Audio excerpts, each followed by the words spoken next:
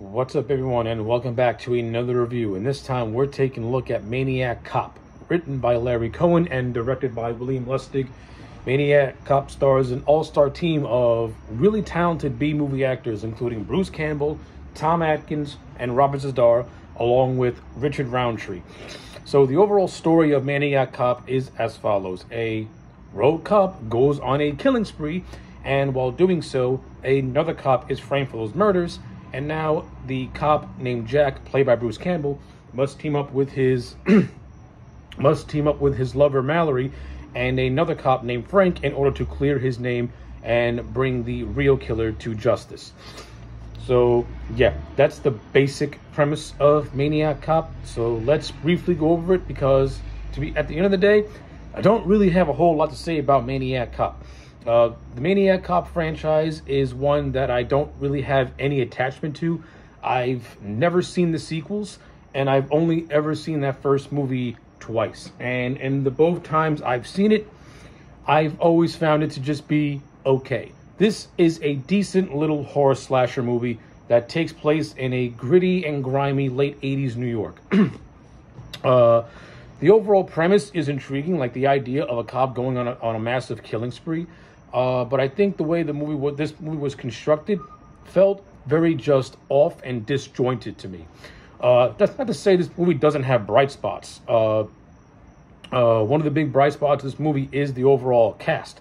And like I said, you have heavy hitters like Bruce Campbell and Tom Atkins and Richard Roundtree to round out a good cast of actors in this film. I don't think a lot of them are utilized to their fullest potential, but then there are instances where I think some of them are handled just fine. Who I think was handled fine over the others was Robert Z'Dar, who plays the character of Matt Cordell, who is the titular Maniac Cop. I overall thought that his story was interesting, or at least you understand why he's doing the things that he's doing. So, the story of Matt Cordell is as follows. He was once a proud police officer who was wrongfully accused of crimes, and the politicians of City Hall condemned him to Sing Sing, in which he was incarcerated with the inmates that he had helped put away.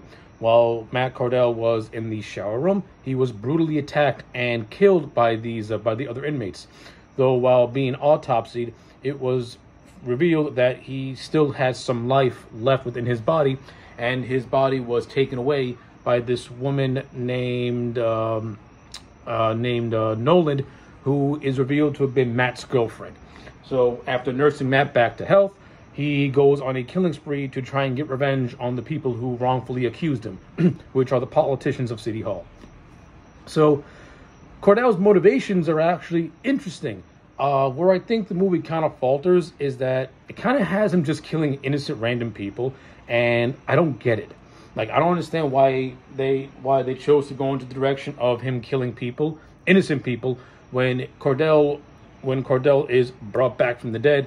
He should be going after, the people that wrongfully accused him, and the entire movie should have been a mystery of who's killing these politicians, and the character of Frank McRae working with the characters of Jack and Teresa, trying to put all these pieces together. Instead, what the movie did ended up being a little bit more muddled and more confusing.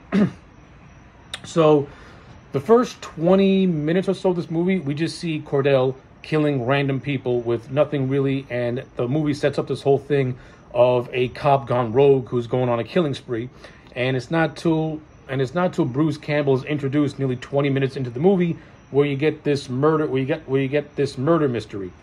And to me, the murder mystery is a kind of a slog to sit through, and it brings the movie down because we already know who is doing the killings, and now the movie's doing the difficult spot of having Jack be a fall guy and Jack fighting to clear his name.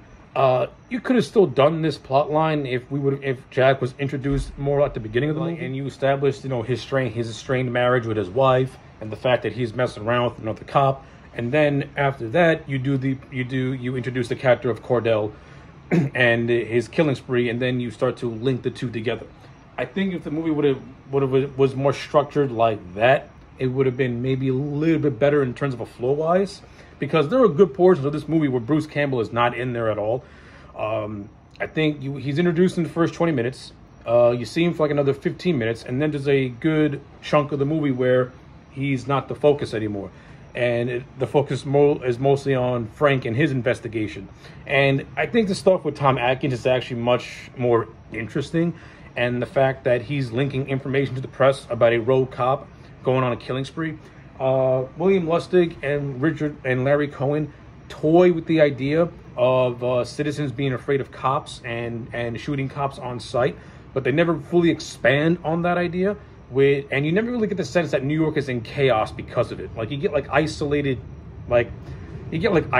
glimpses here and there, but they're so like glossed over. It kind of takes away the tension and the suspense, and that's a big missed opportunity that this movie has. Like you never really get a sense of New York being in fear of cops. It's said to you, but we never really see civilians in fear.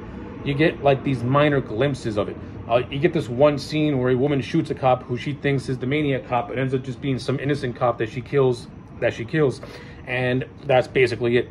And then you get like a TV playing in the background of New Yorkers complaining about cops and stuff like that. And that's basically it. Like you never really get to see full scenes of cops and civilians going at it with each other and this civil unrest happening. While all the while trying to unravel the mystery of Matt Cordell. That's this movie's biggest weak point is how the story is constructed. I think if this movie would have had another rewrite and had better constructed to it, then it would have been a much better movie, been much better pace wise. In terms of William Lustig as a director, listen, for what he put on screen, it's nothing spectacular, but it's nothing bad either.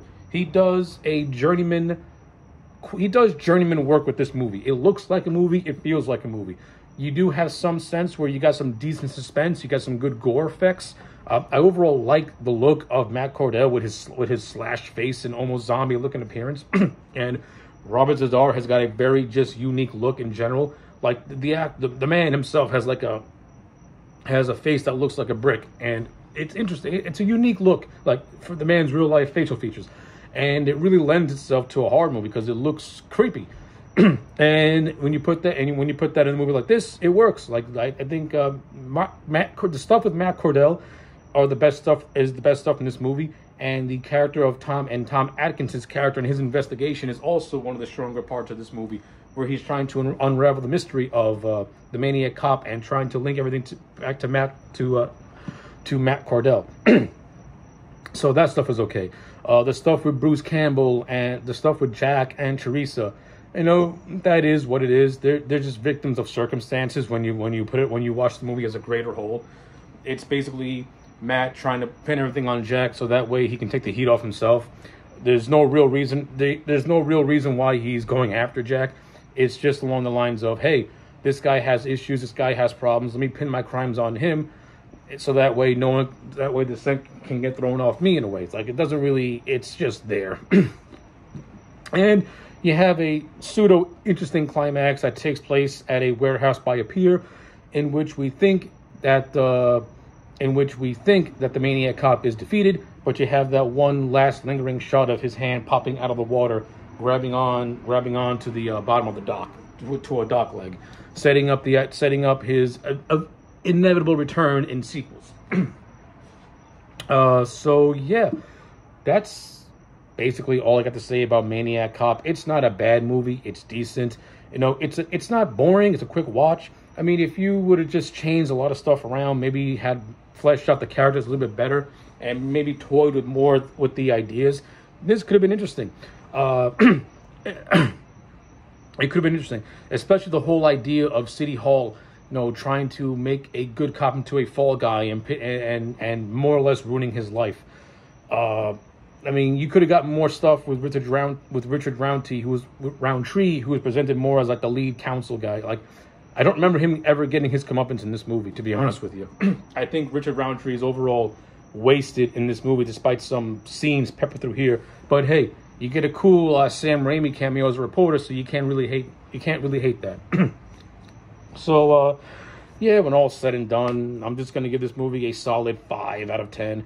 I don't think Maniac Cop is a bad movie, but it's not a movie that I'm going to watch anytime soon. So yeah, those are my thoughts. Let me know yours in the comment sections down below. Like the video and subscribe, and I'll check you back next time for more.